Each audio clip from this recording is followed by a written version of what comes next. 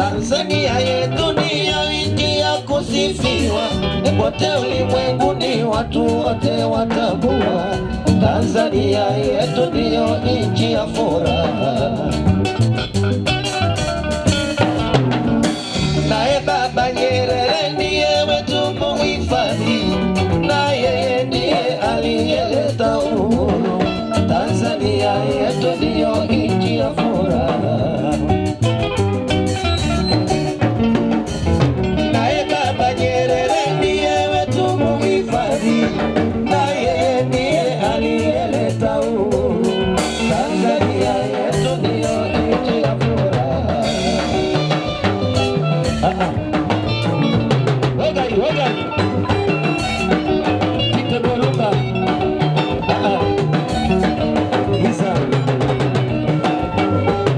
Watu wa aina ya Mzee Izza ni watu ambao unawaangalia kama mfano, wameweka alama kwenye nchi hii na wanakwenda kaburini wakiwa wanakumbukwa.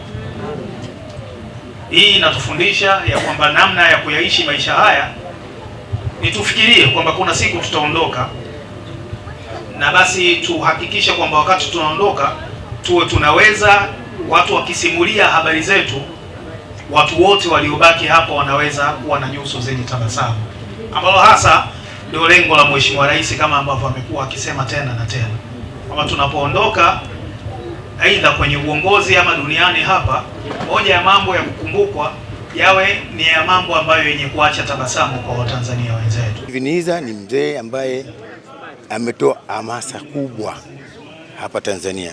Kwanza amefanya nchi yetu ndio bwana kuwa na heshima kutokana na ile nyimbo yake moja tu ambayo ameisifia nchi yetu, kwa sababu maneno yake yalikuwa ni mazito na ya ukweli na yenye maana. Hata baba wa taifa vile vile anajua hicho kitu kabla hajafariki. Kwa hiyo kuondokewa na Stephen Izza kwa kweli ni pengo kubwa sana kwa wanamuziki wa Tanga.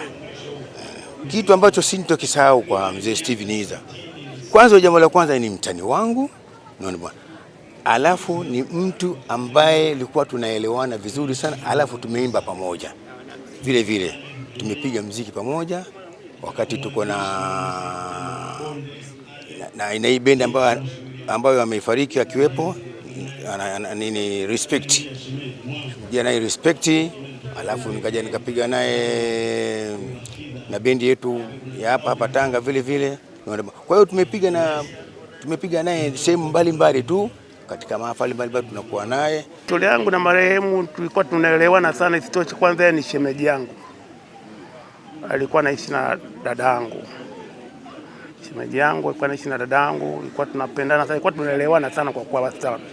Nikija Tanga lazima nimtafute niende pamoja. Bahati nzuri nilichapiga naye bendi moja, bendi inayoitwa Fact Bendi.